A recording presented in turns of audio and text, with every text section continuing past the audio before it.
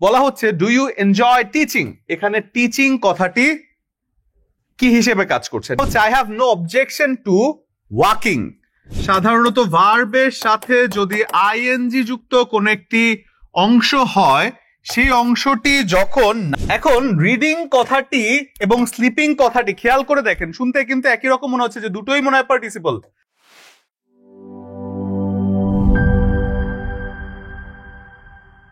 আসসালামু আলাইকুম, সবাইকে স্বাগত জানাচ্ছি বিদ্যাবাড়ি অনলাইন ক্লাসরুম থেকে। সাথে আছে Mohammad Zahidul Islam Sajal, senior lecturer English department Bidyabari, এবং 41তম বিসিএস থেকে আরো পদে সুপারিশপ্রাপ্ত, 43তম বিসিএস থেকে কর পরিদর্শক হিসেবে বর্তমানে কর্মরত আছি। আজকে আমরা এমন একটা টপিক নিয়ে কথা বলবো যে টপিকটি থেকে চাকরি পরীক্ষায় সাধারণত প্রশ্ন আসতে দেখাই যায়, এবং সেই টপিকটি আর কিছুই না, যেটি নাথিং বাট ভার্ব, যেখানে একটি অথবা একাধিক প্রশ্ন কিন্তু আমরা এই ভার্ব থেকে দেখে থাকি। সাধারণত আমাদের যে কনফিউশনের জায়গাটি আছে, সেই জায়গাটি হচ্ছে জিরান্ড এবং পার্টিসিপল, যেখানে আইএনজি যুক্ত ভার্বটি কখন জিরান্ড হয়, কখন পার্টিসিপল হয়, এবং জিরান্ড পার্টিসিপল কেন্দ্রিক কিছু কনফিউশনও আমাদের রয়েছে, যে কনফিউশনগুলো আমরা আজকের ক্লাসের মাধ্যমে ক্লিয়ার করব। আসেন যদি আমরা প্রশ্নগুলো দেখে ফেলি, প্রিভিয়াস ইয়ারের বিভিন্ন চাকরি পরীক্ষা দেখেন কত জায়গায় এসেছে প্রশ্নগুলো, কত জায়গায় বলে আসলে শেষ করা যাবে না, এত জায়গায় এসেছে। বলা হচ্ছে ডু ইউ এনজয় টিচিং, এখানে টিচিং কথাটি কি হিসেবে কাজ করছে? নাউন, পার্টিসিপল, জিরান্ড নাকি অ্যাডজেক্টিভ? বলা হচ্ছে তারপরের যে প্রশ্নটি আছে, working in the morning is good for health, এখানে ওয়ার্কিং কথাটি কোন পার্টস অফ স্পিচ হিসেবে কাজ করছে, তাই তো? সেটা আমাদেরকে জিজ্ঞাসা করা হচ্ছে। এটি ডেফিনেটলি পার্টস অফ স্পিচটা এটি কি হিসেবে কাজ করছে? জিরান্ড হিসেবে কাজ করছে। বলা হচ্ছে I have no objection to walking, এই ওয়াকিংটা কি হিসেবে কাজ করছে? অর্থাৎ আইএনজি যুক্ত ভার্বটি কখন জিরান্ড হচ্ছে, the old man has a walking stick, এখানে ওয়াকিং কথাটা কি হিসেবে কাজ করছে? জিরান্ড। অর্থাৎ আইএনজি যুক্ত ভার্ব গুলো কখন জিরান্ড হিসেবে কাজ করে এবং কখন পার্টিসিপল হিসেবে কাজ করে, সেই জায়গাটা নিয়েই আমাদের আজকে আলোচনার বিষয়। প্রথমেই আমরা জিরান্ড পার্টিসিপলের বেসিক সম্পর্কে জানার চেষ্টা করব, তারপরের ভেতরে যাওয়ার চেষ্টা করব। কিছু টেকনিকও কিন্তু এই ক্লাসের মধ্যে আমি দিয়ে দিব। আসেন যদি খেয়াল করে দেখি, আমরা সাধারণত যেটা জানি যে ভার্বের সাথে জিরান্ড আমরা কাকে বলি? জিরান্ড হচ্ছে সাধারণত ভার্বের সাথে যদি আইএনজি যুক্ত কোন একটি অংশ হয়, সেই অংশটি যখন নাউনের মতো করে কাজ করে, সেটি আমরা বলে থাকি কি? জিরান্ড। ভার্বের সাথে আইএনজি যুক্ত হয়ে যে ভার্বটি নাউনের মতো করে কাজ করে, সেটি জিরান্ড। আমি পার্টিসিপল যদি বলি, পার্টিসিপল, তাহলে পার্টিসিপল হচ্ছে ঠিক আগের মতোই ভার্বের সাথে আইএনজি যুক্ত হয়ে কাজ করবে, এবং সেটি কিনা অ্যাডজেক্টিভের মতো করে কাজ করবে, নাউনের মতো করে না। সেটি হচ্ছে কার মতো কাজ করবে? অ্যাডজেক্টিভের মতো করে কাজ করবে। অর্থাৎ আইএনজি যুক্ত যে ভার্বটি অ্যাডজেক্টিভ, সেটি হচ্ছে পার্টিসিপল, যেটি নাউন সেটি হচ্ছে জিরান্ড। এখন নাউন আমি কিভাবে প্রশ্ন করে পাই? সেন্টেন্সকে কি দ্বারা প্রশ্ন করে, এবং অ্যাডজেক্টিভ আমি কিভাবে পাই? সেন্টেন্সকে কেমন দ্বারা প্রশ্ন করে, তাই তো?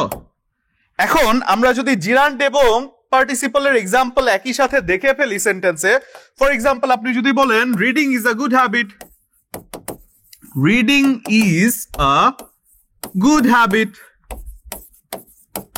এখানে রিডিং কথাটা কি হিসেবে কাজ করছে? নাউনের মতো করে কাজ করছে। আমি যদি নাউনকে প্রশ্ন করি নাউনের মতো করে কি একটি ভালো অভ্যাস, তাহলে রিডিং চলে আসে, ডেফিনেটলি এটা হয়ে যাচ্ছে কি? একটি জিরান্ড। সিমিলারলি আমি যদি বলি যে a barking dog seldom bites, তাই তো? এ বার্কিং ডগ সেলডম, তো এরপরে যদি বলি বার্কিং ডগ সেলডম বাইটস। এখন যদি আমরা যাই যে reading is a good habit, এটা একটা জায়গা, এবং বার্কিং ডগ সেলডম বাইটস এটা আরেকটা জায়গা। এখন বার্কিং কথাটা কি হিসেবে কাজ করছে? দেখেন এটাও ভার্বের সাথে আইএনজি, কিন্তু এটা মডিফাই করছে কাকে? মডিফাই করছে নাউনকে। ডগ কথাটি। তাহলে ডগের ব্যাপারে তথ্য যেহেতু বার্কিং কথাটি দিচ্ছে, সেটি নাথিং বাট একটি অ্যাডজেক্টিভ। এবং আমি যদি এটাকে প্রশ্ন করি যে কেমন কুকুর, তাহলে অ্যাডজেক্টিভ যেমন আমি কেমন প্রশ্নের উত্তরে পাই, ঠিক তেমনি আমরা এখান থেকে কেমন প্রশ্ন উত্তরে বার্কিং কথাটি পেয়ে যাচ্ছি। তাহলে ডেফিনেটলি এটা কি একটা পার্টিসিপল অথবা অ্যাডজেক্টিভ। তাহলে আইএনজি যুক্ত যে ভার্বটি নাউনের মতো কাজ করে জিরান্ড, এবং আইএনজি যুক্ত যে ভার্বটি অ্যাডজেক্টিভের মতো করে কাজ করে সেটা হচ্ছে পার্টিসিপল। খেয়াল করে যদি দেখি আমাদের মধ্যে এটা নিয়েও কনফিউশন হয় যে নাউনের মতো করে কাজ করছে আমরা জিরান না বলে পার্টিসিপল বলে ফেলি, আবার অ্যাডজেক্টিভের মতো করে কাজ করছে সেটাকে আমরা পার্টিসিপল না বলে জিরান বলে ফেলি। আইএনজি যেহেতু দুটো জায়গায় আছে, আমাদের কাছে এখানে একটা কনফিউশন তৈরি হচ্ছে। এই কনফিউশনটা ক্লিয়ার করা যায় কিভাবে? দেখেন, নাউনে একটা এন আছে, সিমিলারলি জিরান কথাটার মধ্যেও একটা এন আছে, তাই তো? তাহলে নাউন কি? জিরান। আবার পার্টিসিপল কথাটার মধ্যে একটা এ আছে, পি এ আর। আবার অ্যাডজেক্টিভ কথাটার মধ্যেও কি একটা এ আছে। তাহলে এ এ যেখানে থাকে সেটা কি adjective, participle P A. Similarly noun কথাটির মধ্যে এন আছে, জিরান কথাটির মধ্যেও আছে। তাহলে যেখানে জিরান সেটাই নাউন, আবার যখন পার্টিসিপল সেটা অ্যাডজেক্টিভ হয়ে যায়। এই গেল বেসিক পার্থক্য, যেখানে নাউনকে আমি জিরান্ড হিসেবে দাগাই এবং পার্টিসিপলকে আমি অ্যাডজেক্টিভ হিসেবে দাগাই। এখন একটা টেকনিকে যদি আমি জিরানকে আরো সহজ করে দিই, সেটা হচ্ছে জিরানকে সাধারণত ইট দ্বারা রিপ্লেস করলে একটি অর্থপূর্ণ বাক্য আপনি পান। It, IT, it, nothing but IT, it. যেমন আমি যদি বলি ওয়াকিং, আমি যদি বলি walking is a good exercise, তাই তো? Walking is a good exercise. এখানে খেয়াল করে দেখেন, ওয়াকিং এর নিচে যদি আন্ডারলাইন করে দেয়, আমি যদি প্রশ্ন করি কি একটি ভালো ব্যায়াম, উত্তরে চলে আসে ওয়াকিং। এখন ম্যাজিক্যালি এটাকে যদি দেখি, এই কি দ্বারা প্রশ্ন না করেও আমি যদি ইট দ্বারা রিপ্লেস করি, উত্তরে কি আসে? It is a good exercise, হয় না? তাহলে যেহেতু ইট দ্বারা রিপ্লেস করলে অর্থপূর্ণ বাক্য হচ্ছে, সেটি হয়ে যাচ্ছে কি একটি জিরান। এবং আমরা যদি বলি পার্টিসিপলকে ইট দ্বারা রিপ্লেস করলে সাধারণত অর্থপূর্ণ বাক্য পাওয়া যায় না। এখন একটা জায়গা আছে কনফিউজিং, সেই জায়গাটা নিয়েও যদি একটু আপনাদেরকে দেখাই। সে জায়গাটা হচ্ছে, ফর এক্সাম্পল আমি যদি বলি রিডিং টেবল, এবং আমি যদি বলি স্লিপিং ডগ, আমি যদি বলি স্লিপিং ডগ। এখন রিডিং কথাটি এবং স্লিপিং কথাটি খেয়াল করে দেখেন, শুনতে কিন্তু একই রকম মনে হচ্ছে যে দুটোই মনে হয় পার্টিসিপল।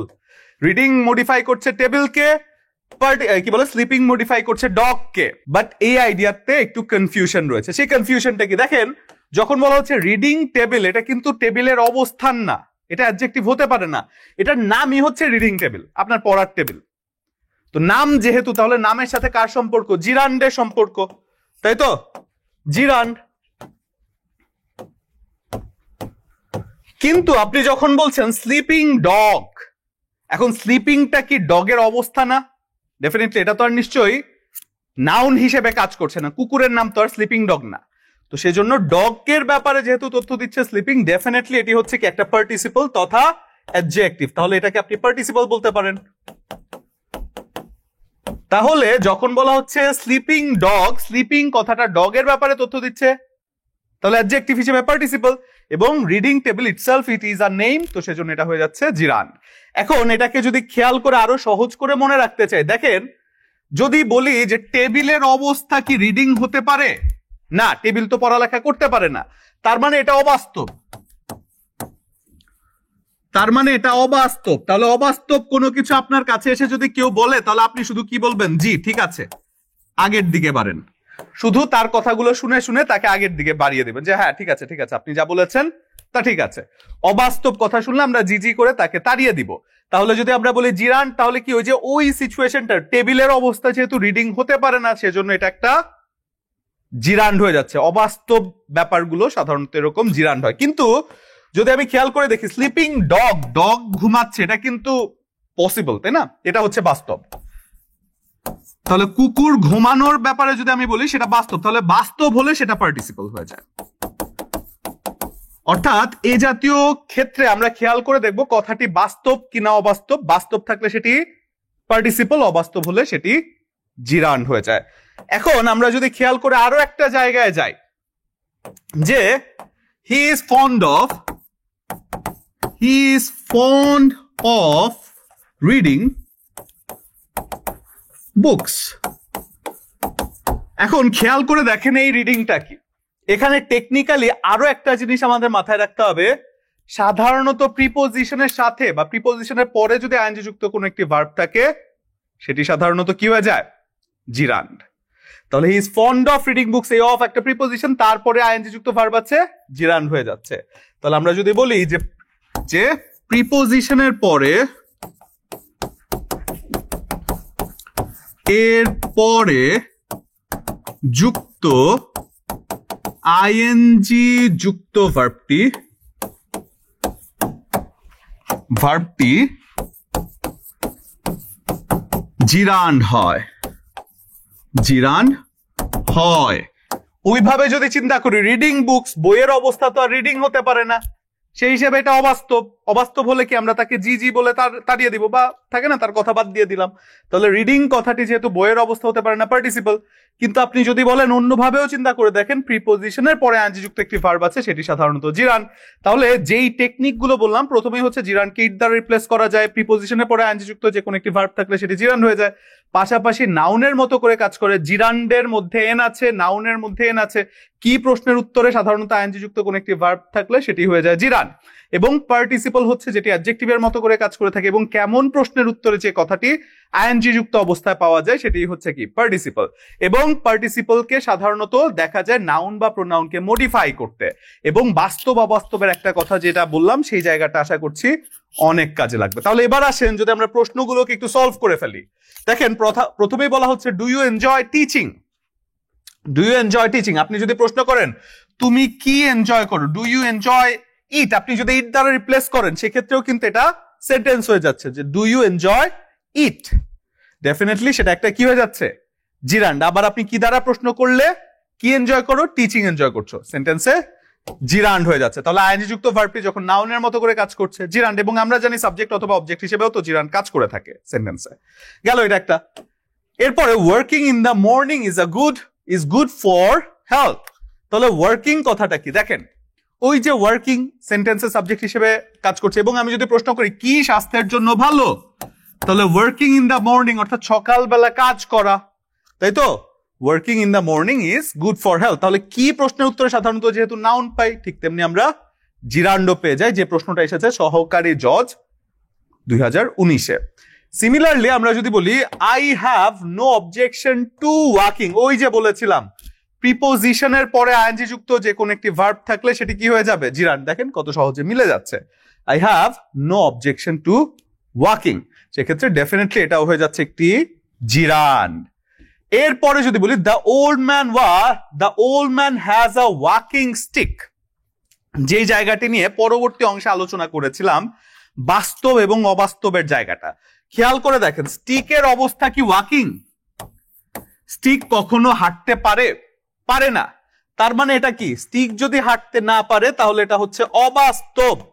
তাহলে অবাস্তব এরকম জায়গাগুলোকে আমরা কি বলি, ওই যে অবাস্তব কেউ কিছু বলে তাকে আমি জি বলে দেই, তাই তো, তাকে শুধু জি বলে দেই। কিন্তু এটা যদি বাস্তব হতো, ওয়াকিং স্টিক না বলে যদি আমি বলতাম ওয়াকিং ম্যান বা ওয়াকিং ওম্যান, ওয়াকিং পারসন, সেক্ষেত্রে কিন্তু এটা পার্টিসিপল হতো। কিন্তু স্টিক যেহেতু হাঁটতে পারে না, সেক্ষেত্রে এটা অবাস্তব বিধায় আমরা এটাকে পার্টিসিপল না বলে এটাকে আমরা কি বলবো, জিরান্ড। দেখেন কত অল্প সময়ের মধ্যে কতগুলো ব্যাপার নিয়ে আমরা কথা বললাম। এবং এই অল্প সময়ে ক্লাস করে যদি কারো মন না ভরে থাকে, 2 ঘন্টার ক্লাসে কিন্তু আপনাকে স্বাগত জানাচ্ছি। আমি সহ বিদ্যাবাড়ির যে শিক্ষকগণ আছে তারা কিন্তু প্রত্যেকেই ক্লাসের মধ্যে এই ক্লাসগুলোই 2 ঘন্টা ধরে একেবারে বেসিক থেকে অ্যাডভান্স লেভেল পর্যন্ত শেষ করে আপনাকে বুঝিয়ে চাকরির জন্য পরিপূর্ণভাবে প্রস্তুত করার জন্য আপনাদেরকে যে সাপোর্টগুলো দেওয়া প্রয়োজন সেটা কিন্তু বিদ্যাবাড়ি সবসময় দিয়ে থাকে। এবং বিদ্যাবাড়ি সম্পর্কে যদি জানতে চান এবং আমাদের কোর্স ডিটেইল সম্পর্কে যদি জানতে চান, এই নাম্বারে ফোন দিয়ে ডেফিনেটলি যোগাযোগ করতে পারেন। তাহলে আজকে এখানেই বিদায় নিচ্ছি, ধন্যবাদ সবাইকে, আসসালামু আলাইকুম।